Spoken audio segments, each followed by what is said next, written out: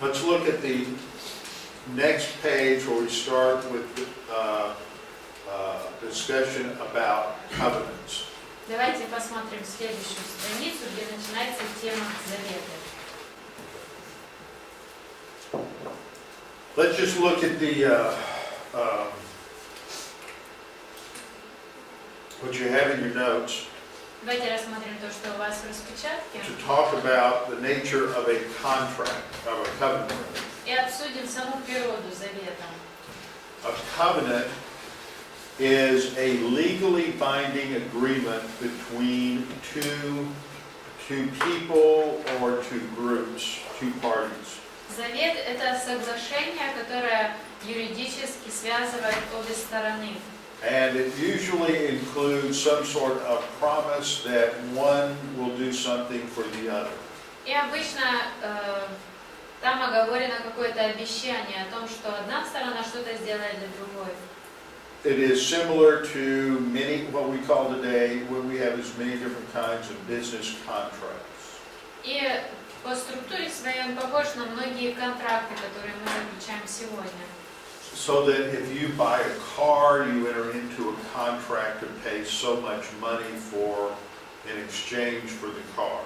Итак, если ты покупаешь машину, то ты вступаешь в контракт, договор о том, что ты какую-то сумму заплатишь за эту машину. If you're going to buy a house, you're going to make a contract that you're going to get so much money in exchange for a house or an apartment. Если вы покупаете дом или квартиру, то вы тоже вступаете в соглашение о том, что какую-то сумму конкретную вы заплатите за этот дом. And so what we see in Scripture is that God enters into these binding agreements with members of the human race. И что мы видим в Писании, это то, что Бог вступает в вот такие контракты, обязующие к чему-то с людьми. Now earlier I said one distinctive of Christianity is that our holy writings, our sacred writings, are given over a long period of time, many centuries. И что я сказала раньше вам, это то, что чем отличается христианство от других религий, это то, как мы получили свои священные писания. На протяжении многих веков они писались. Another distinctive is that God of the Bible enters into these mutually binding contracts with members of the human race. Еще одной отличительной чертой является то, что Бог вступает вот в такие соглашения, которые обязывают к чему-то стороны, с людьми он вступает. And this shows that God is willing to accommodate himself to human limitations in order to demonstrate his faithfulness. И это показывает нам то, что Бог готов ограничить себя какими-то рамками для выполнения этого и, может быть, даже на наш уровень спуститься. So a biblical covenant is a legal contract between God and man. Итак, Библейский Завет – это юридический контракт между Богом и человеком. God makes a sovereign disposition, obligating himself in grace to bless man. Бог суверенно ставит себя в такое положение, когда Он будет положение того, кто будет благословлять людей. And in a biblical covenant, И в Библейском Завете God institutes the covenant or contract, man does not. именно Бог постановляет какой-то завет, контракт, а не человек.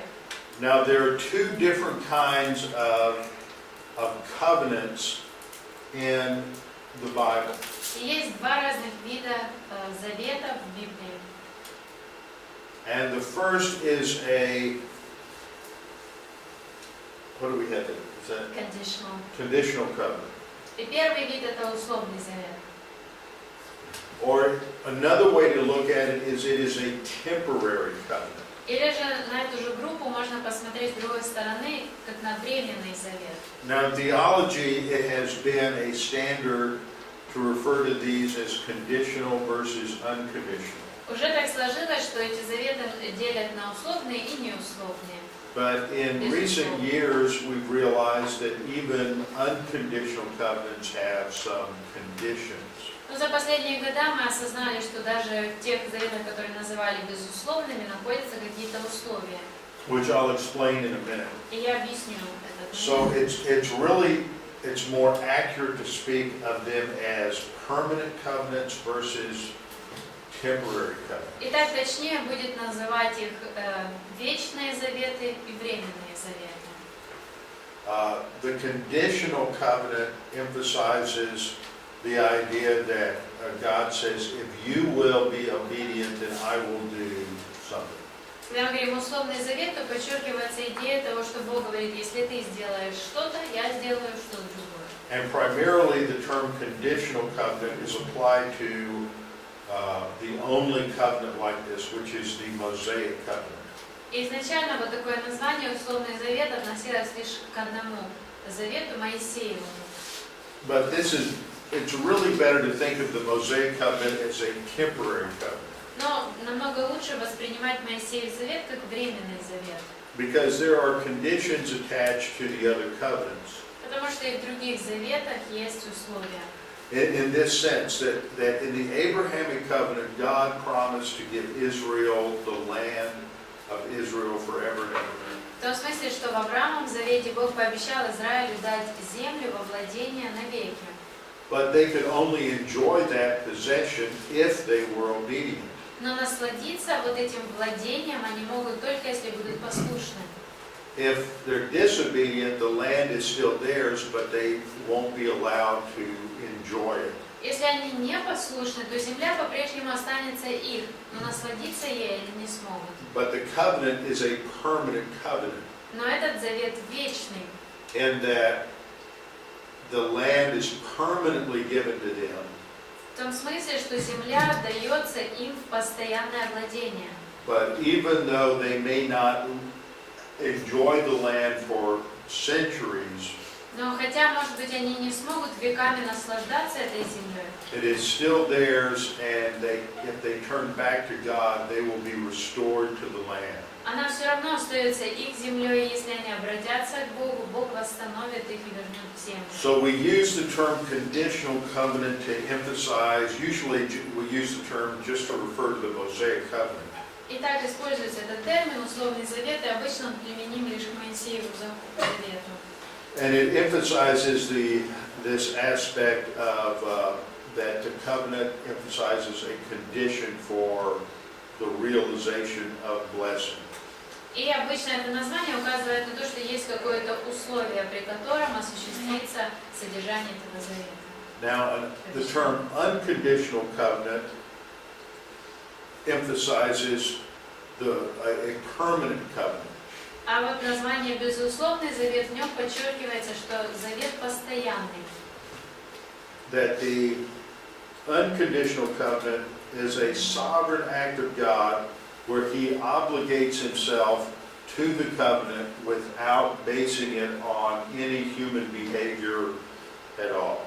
И вечный безусловный завет – это когда Бог в своей суверенности обязует себя выполнять требования этого завета, не требуя ничего от человека. In the ancient world, this was similar to a covenant where a monarch would just give land to a faithful subject. В древнем мире можно сравнить это с теми случаями, когда монарх выделял какую-то землю подчиненным по своему желанию. And this was called a royal grant covenant. Royal И grant. называлось это царским заветом по царскому даянию. Then another way in which we talk about these covenants is using the term a unilateral covenant. Еще слова, которые используются при описании этих заветов, используется, например, термин «односторонний». A unilateral covenant is the same as an unconditional covenant or a permanent covenant. Односторонний завет – это то же самое, что безусловный завет и постоянный, вечный завет. The Abrahamic covenant is a unilateral covenant in that God alone obligates Himself to fulfill the covenant.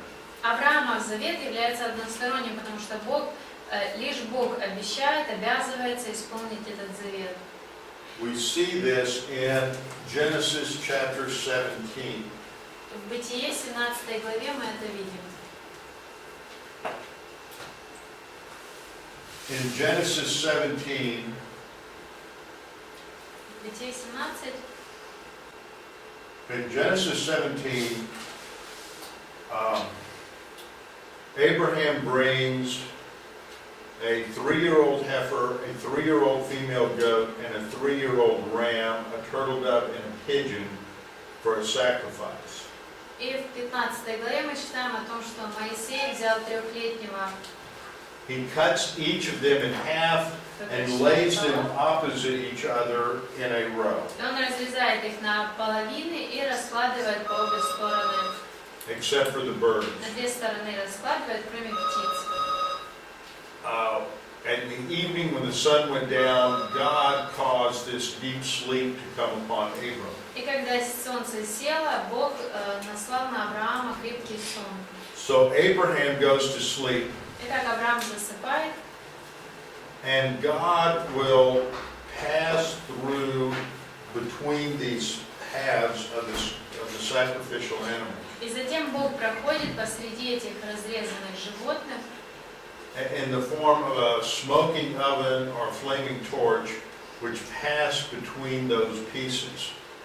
и в форме вот дым как бы из печи, пламя огня прошли между рассеченными животными. See, normally, if you and I were making a contract like this, Обычно, если бы я с кем-то из вас заключал такой контракт, in order to seal the deal, для того, чтобы уже we would подтвердить эту сделку, take these animals in the same way, cut them in half, то мы бы точно так же взяли этих животных, разрезали напополам, lay them on each side, положили по бокам, and then we would walk together between the animals. и затем мы бы вместе прошли между этими животными. And this is a sign that we are both obligated to fulfill the terms of the contract. Это было бы знамением того, что мы оба обязуемся выполнять требования этого контракта. And that would be a bilateral contract, И вот это уже двусторонний контракт, where we're both obligated to fulfill the terms of the contract. потому что мы оба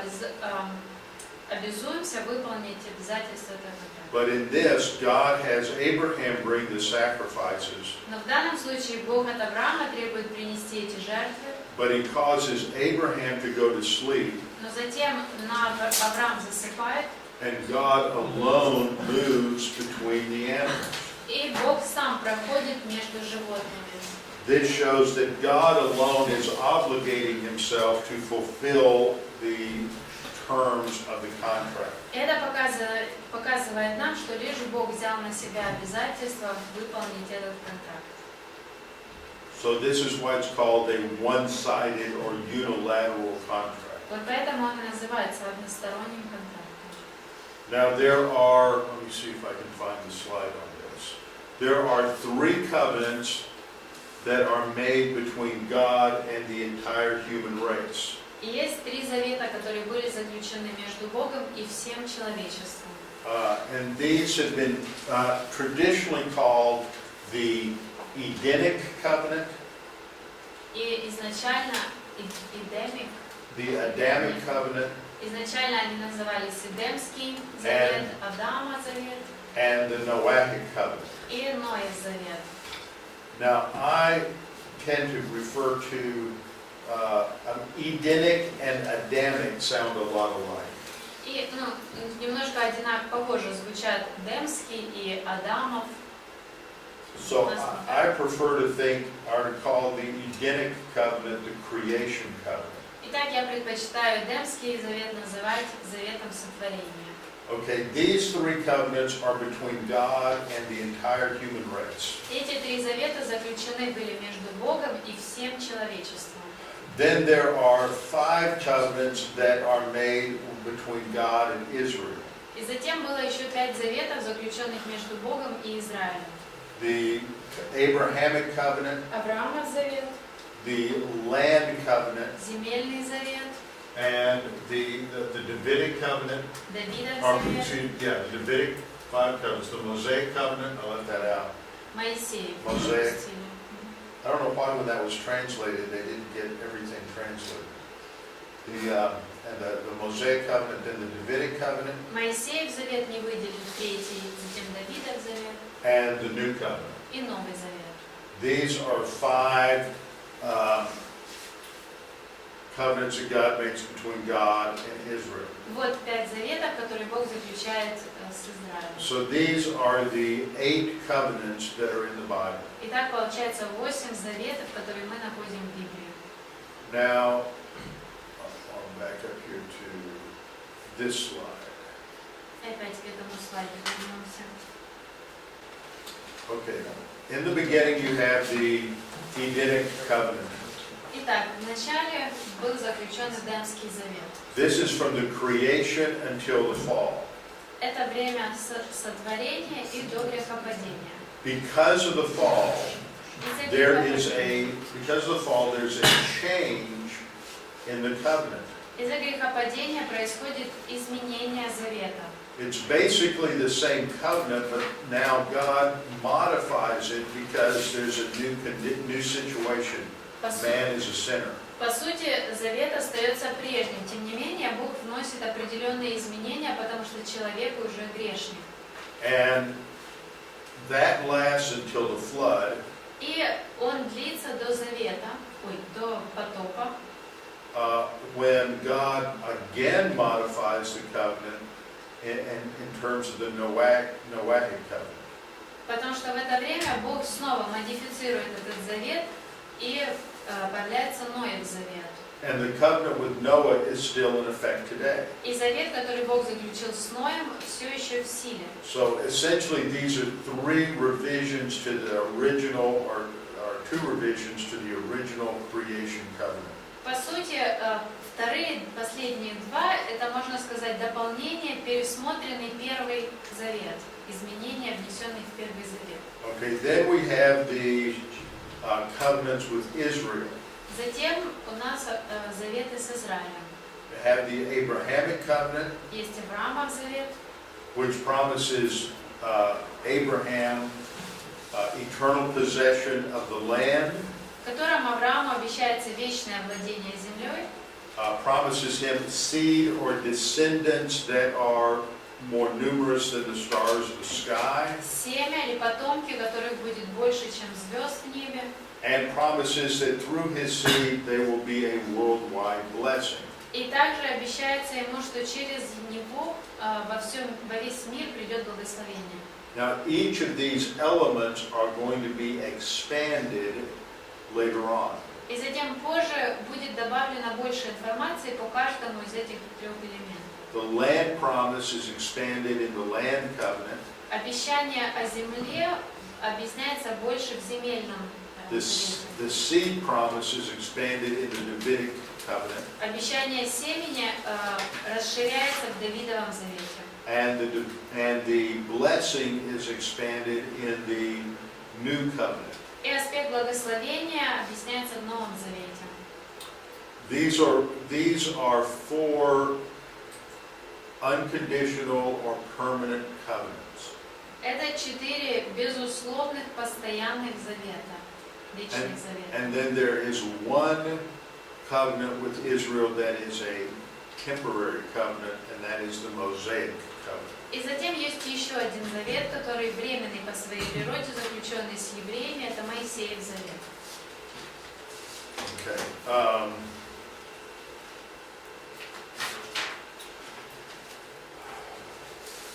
Можно вопрос? There's a question. Yeah. Можно чуть подробнее о Эдемском завете, в чем суть его и вообще как? Could you explain what the Edenic covenant is, the first one? I will. Объяснить дальше. Okay, now on your the next point, it's called divisions, Следующий пункт у вас разделение. and it lists the Edenic covenant as a conditional covenant. I would not list it as a conditional covenant. Там у вас перечислено, что Эдемский завет условный, я бы его не относил к условному. Now, we're going to get into specifics of each of these covenants in the coming pages, okay? И дальше в следующей теме у вас как раз мы будем разбирать все эти заветы. So I'm just introducing them at this point. Итак, пока что я просто ознакомливаю вас со всеми заветами.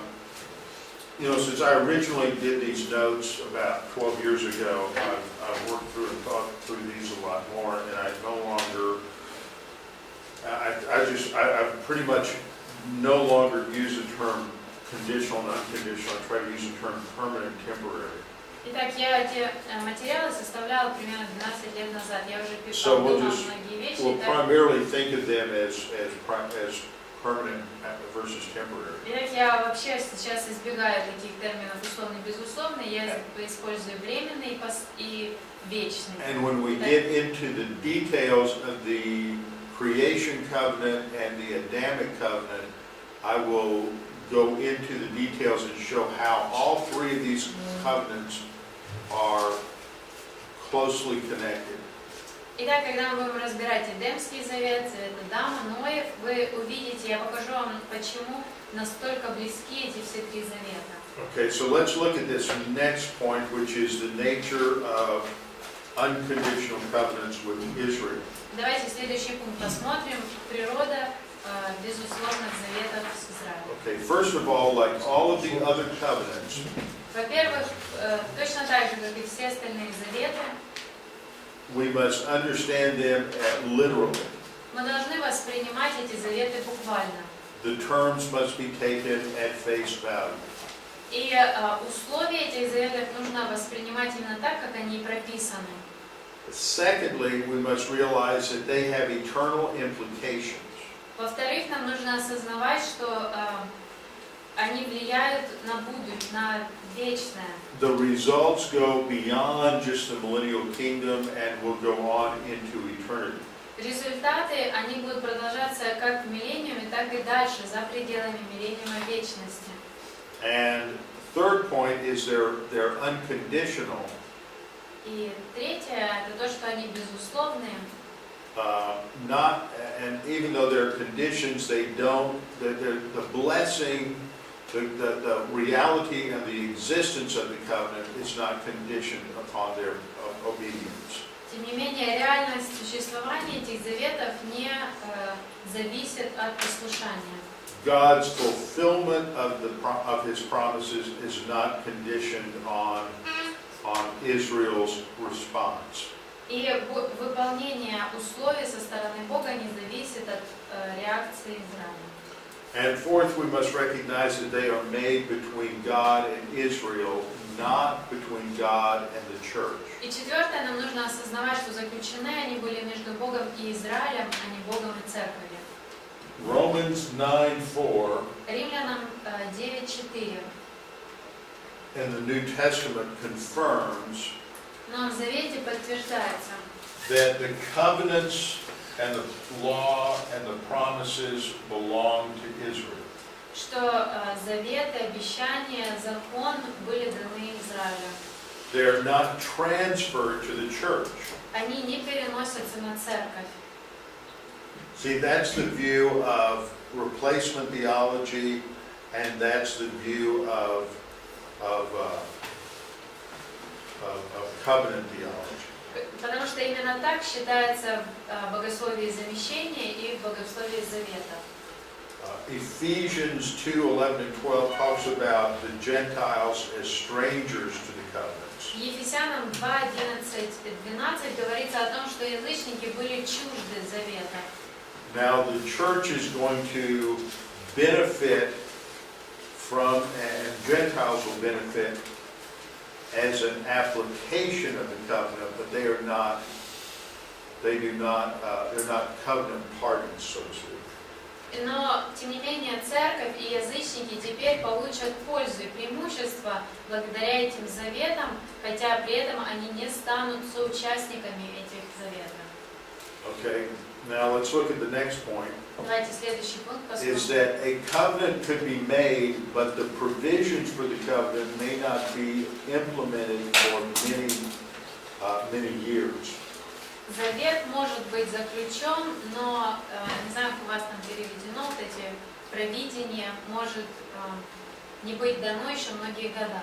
For example, part of the Abrahamic covenant included a promise that the descendants of Abraham would be enslaved in Egypt for over 400 years. Например, в Авраамовом завете оговорено, что его потомки будут в рабстве в Египте 400 лет. Более 400.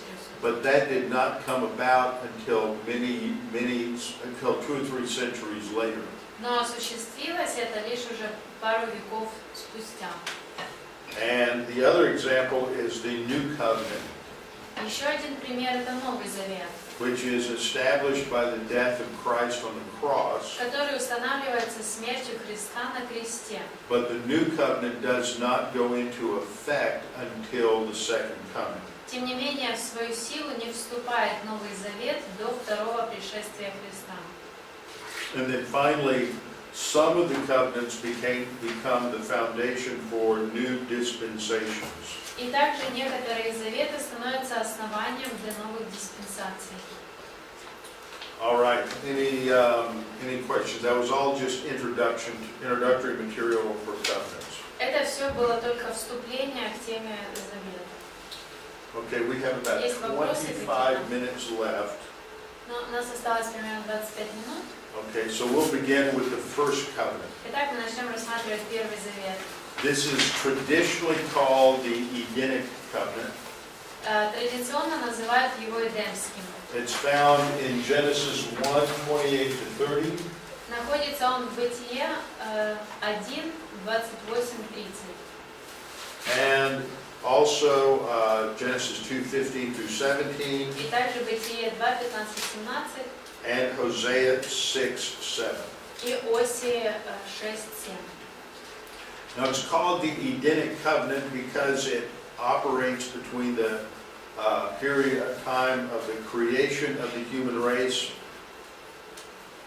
И называется он Эдемским, потому что в нем оговорено то, что... to the fall. Он действует с момента сотворения человека до грехопадения.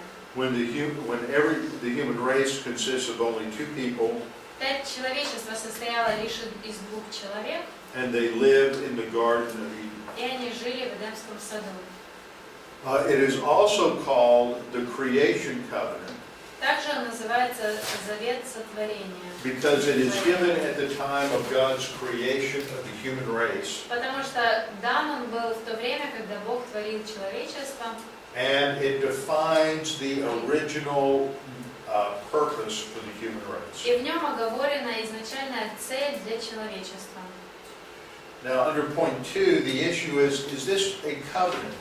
И второй у вас пункт, вопрос такой, действительно ли это завет? The word covenant is not used until Genesis 6:18 in reference to Noah. Слово завет у нас встречается только в Бытие 6:18 в истории о Ное. So some people say that this is really not a covenant. Итак, некоторые люди говорят, что на самом деле это не завет. The basis for calling it a covenant is found in Hosea chapter 6, verse 7. Но в Осии 6 главе 7 стихе мы находим основание называть это заветом. Just because it's not called a covenant in Genesis doesn't mean it's not a covenant. Только потому, что в Бытие не названо это заветом, это не значит, что это не завет. We have a saying in English, В английском у нас есть такое высказывание. if it looks like a duck, Если что-то похоже на утку, if it walks like a duck, если что-то ходит как утка, if it quacks like a duck, если что-то крякает как утка, it's a duck. то это утка. Okay? So just because it isn't called a duck Итак, or called a covenant так только потому, что это не названо заветом, doesn't mean it's not a covenant. не означает, что это не завет. It has all the features that a covenant would have. Потому что все черты, присущие Завету, мы можем проследить. However, I think that in Hosea 6:7, it is called a covenant. Тем не менее, я считаю, что в Осии 6.7 как раз это и названо Заветом. Now, at this time, in this particular context, Итак, конкретно вот в этом контексте God is talking about His judgment upon Israel. Бог говорит о своем суде над Израилем. He's bringing an indictment against them because they have failed to be loyal to Him. И Он высказывает свое неудовлетворение ими, потому что они не были верны Ему. And so He has brought this judgment upon them through the invasion of the Assyrians and the Babylonians. Итак, вот Он и осуществил свой суд через нападение Ассирии и Вавилона. And then God says that He delights in loyalty or obedience rather than sacrifice. И затем Бог говорит, что Ему более приятна верность, нежели жертвы.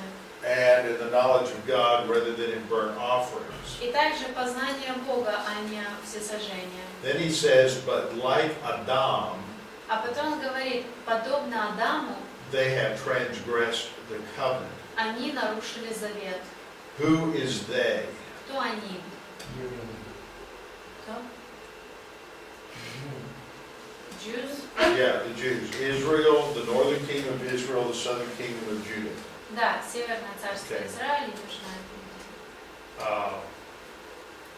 What covenant have they transgressed? Какой завет они нарушили? Моисеев. The Mosaic covenant. Моисеев завет. Now, this word that's translated Adam here is the Hebrew word Adam. И вот это слово, которое перевели Адам, это еврейское слово Адам. But Adam can also refer to the human race or mankind. Но также это слово Адам может относиться к человеческой расе, к человечеству.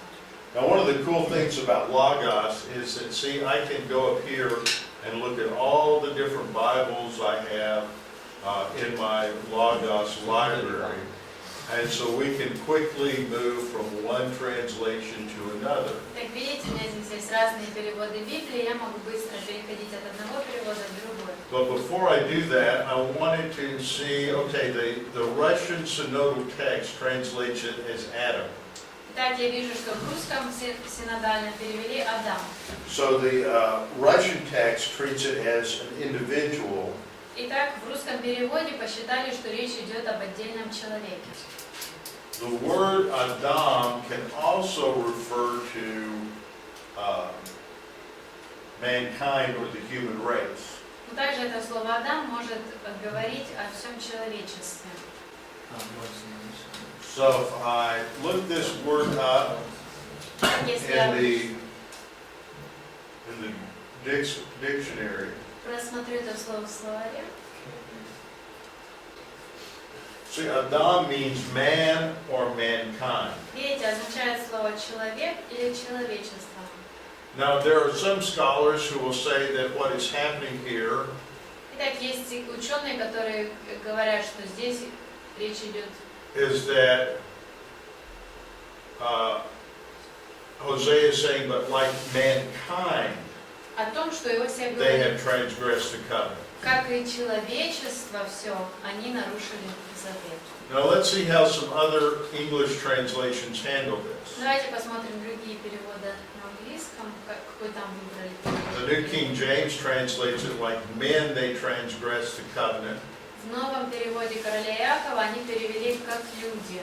But here I got a couple interesting Bibles in here. This is the Tanakh, И здесь есть несколько интересных Библий. Это Танах, which is the Jewish Publication Society translation, and that came out in the 1980s.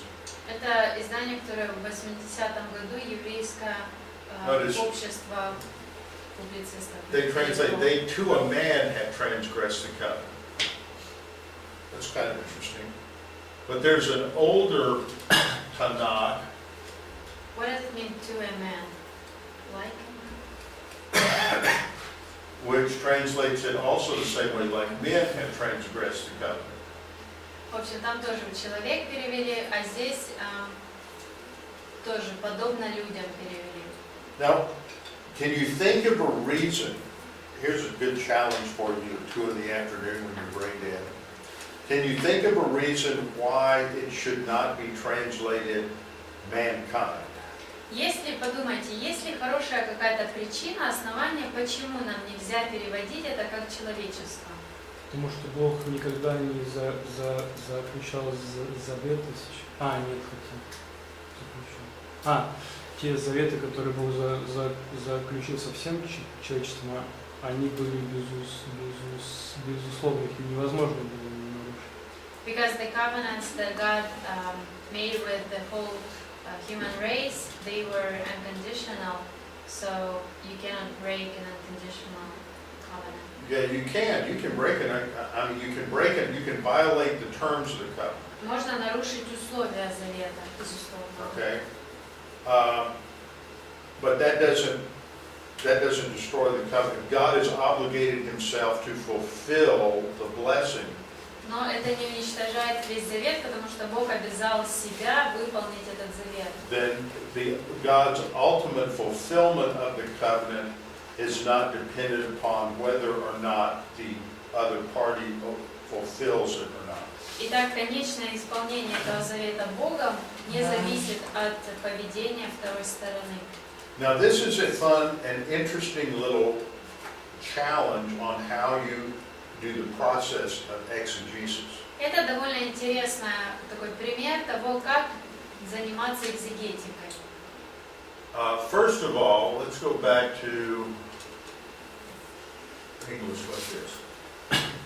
We looked at the word covenant, and I asked you the question, what covenant is this? И мы рассмотрели слово «завет», я спросил, какой это завет? Okay, and we said, this is the Mosaic covenant.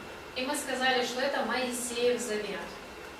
Now, notice in the English, this is one of those funky things with Russian, isn't it? See, English puts an article here which would indicate a specific covenant.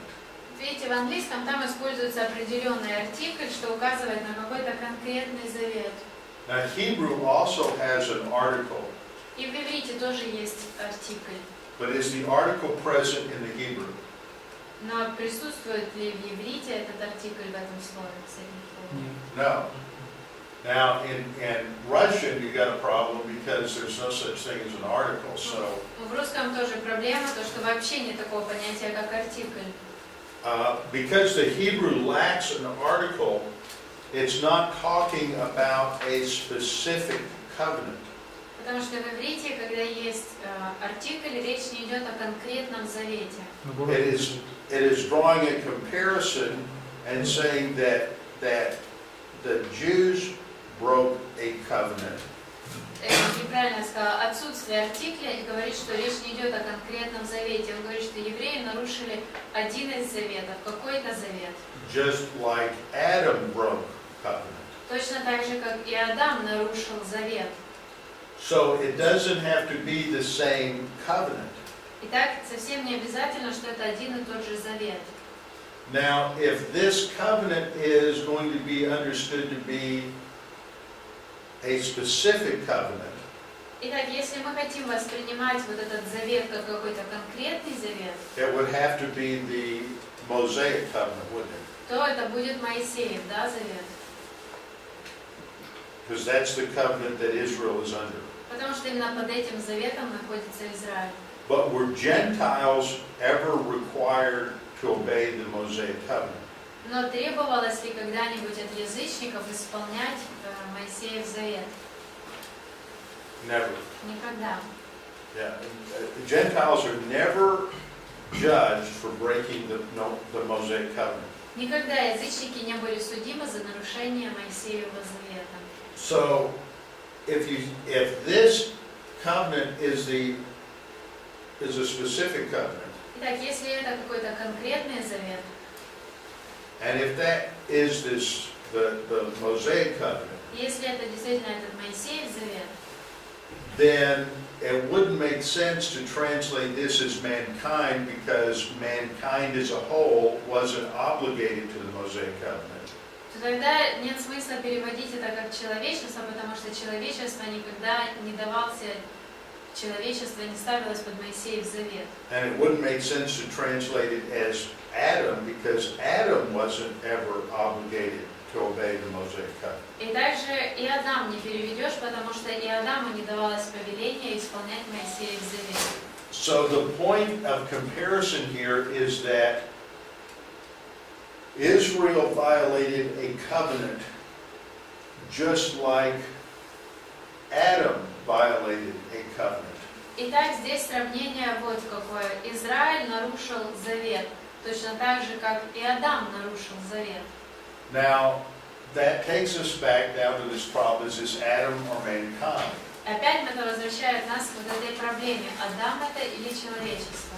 And I would say that they're the same thing. Я бы сказал, что это одно и то же. In Romans 5:12 we read that in Adam all die. В Римлянам 5:12 мы читаем такие слова: в Адаме все умерли. So how did all mankind break a covenant with God? Итак, каким образом все человечество нарушило завет с Богом?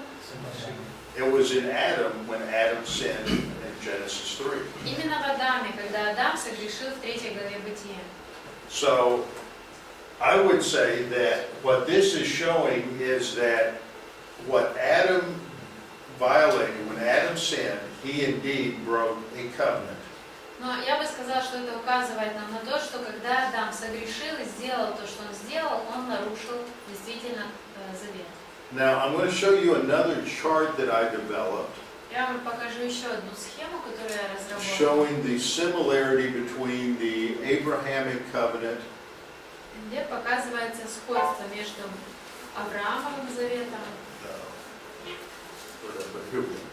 between the Edenic covenant and the Mosaic covenant. I mean, the Edenic covenant, the creation covenant, and then the Adamic covenant. Okay? Итак, и я хочу показать I'm схему, trying to где figure out how I'm going to do this. сравниваются два завета, Эдемский и Адамов завет.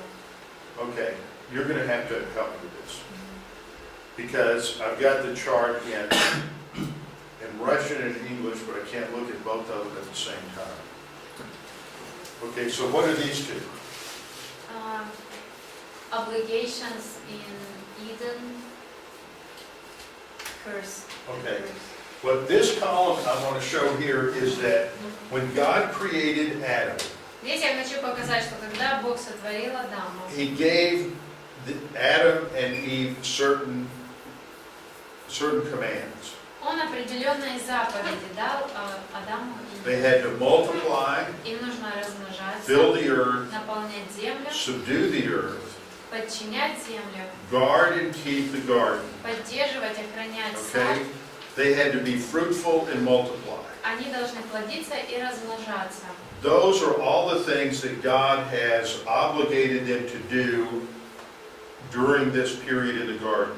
Вот это все то, к чему Он обязал их вот в это время в саду. After the fall, Но после грехопадения God shows up появляется Бог, and приходит He Бог then announces a judgment upon the animals и провозглашает осуждение на by addressing животных, the serpent, обращаясь к змею, and then He addresses the woman, затем обращается к and He женщине addresses the man. и к мужчине.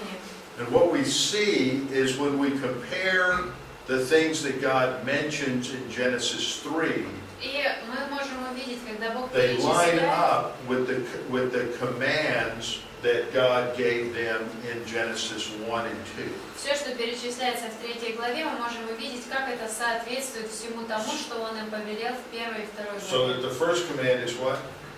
Be fruitful and Be multiply. fruitful and multiply. How is that affected in the judgment? Итак, вот это первая заповедь, плодиться и размножаться, а в проклятиях, как это отразилось?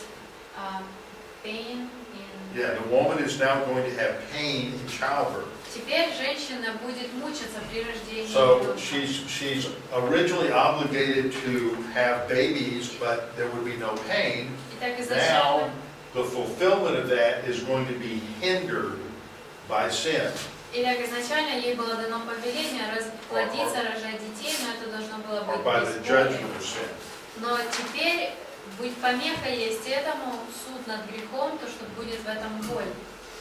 Okay, originally the obligation, Изначально в обязанностях wife as a helper, yeah, the wife is to be a helper to the husband, жена должна была быть помощницей мужа. but she didn't help him. Now she wants to lord it over him. Но она не помогла ему, теперь она хочет господствовать над ним. When Genesis 3 says that her desire will be for her husband, that word for desire is a desire to control her husband. И там, где слово сказано, что желание ее будет по мужу, имеется в виду, что желание контролировать. What is this? To work on land. Yeah, man was to keep the garden. He was to work the garden. Человеку было дано повеление работать в саду, обрабатывать его.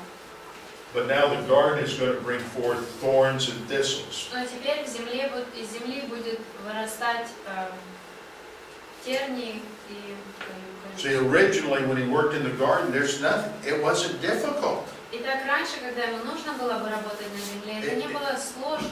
It wasn't laborious. It wasn't hard. Это не было трудной работой. He worked, but there was no opposition from the land. Итак, он работал над этой землей, но она не противилась его. Now because of sin, it's going to be difficult. It's going to produce weeds and thistles and thorns. Теперь из-за греха произрастит нам тернии и волосы. Okay, in terms of the obligation, he was to do what? Rule over animals. Rule over the animals. Также дано было ему повеление управлять животными. But see, in the sin, he listened to the animal. Ultimately, the serpent convinced the woman to sin. Но при грехе он, по сути, послушался животного. И животное уговорило женщину согрешить. And so now there's going to be fear, or there's going to be an opposition that enters in between man and the animals. Итак, теперь присутствует противодействие, борьба между человеком и животным.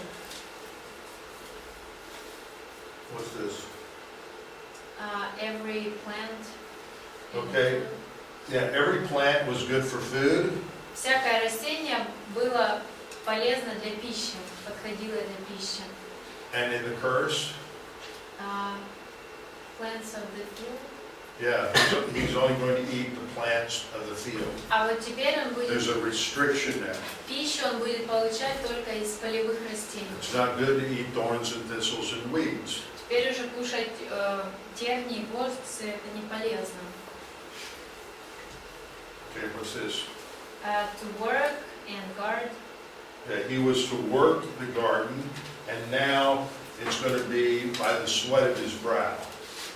And they are cast out. Yeah, and they're cast out of the garden. Итак, он должен был возделывать, охранять. Теперь он в поте лица будет работать, и также они изгнаны из сада. So we're going to, what happens, so Genesis 3 is a revision of the original creation covenant. Итак, мы видим, как в Бытие 3 главе пересматриваются условия изначального завета. They're still supposed to fulfill all of the obligations of multiplying and filling the earth, but now it's going to be difficult. Итак, они по-прежнему обязаны выполнять все требования этого завета и размножаться, и заполнять землю, Now, и работать. when we look at the covenant with Noah, it's going to be very similar categories, but because of a change in conditions on the earth, there's going to be a further set of modifications. Но теперь это все делать сложно, и мы видим то же самое в завете Ноева, потому что опять поменялась окружающая среда, и так опять изменения будут внесены. But the overall command is still to multiply and fill the earth. Но опять-таки остается вот эта главная заповедь: плодиться, размножаться, заполнять землю. Okay, so we'll come back and finish this up next time and get into the next, talking about that first dispensation. Итак, в следующий раз мы продолжим изучение, обсудим первую диспенсацию. Okay, let me close in prayer. Давайте я завершу молитву. Father, thank you for this day that we've had this time to study your word. Отец, спасибо за этот день, за то, что у нас было время изучать Твое Слово. Help us to understand what we have studied. Помоги нам понять то, что мы изучили. Help us to see that history is working itself out according to your plan. Помоги нам увидеть, что исторические события происходят в соответствии с Твоим планом. And Father, we continue to pray for this country that you will provide wise and honest leaders. И, Отец, мы продолжаем молиться о стране этой, о том, чтобы Ты дал мудрых, честных лидеров. And that you can just work your way with these demonstrations and things will work their way out according to your plan. И также молимся о том, чтобы Ты использовал эти демонстрации, контролировал, чтобы все свершилось по Твоему плану. And that no matter what happens, you can, that we can trust you to provide for us and to take care of us. И чтобы, несмотря на то, что произойдет, мы смогли верить Тебе и уповать на Тебя, что Ты позаботишься и обеспечишь нас We необходимым. pray this in Christ's name. Просим Amen. об этом во имя Христа.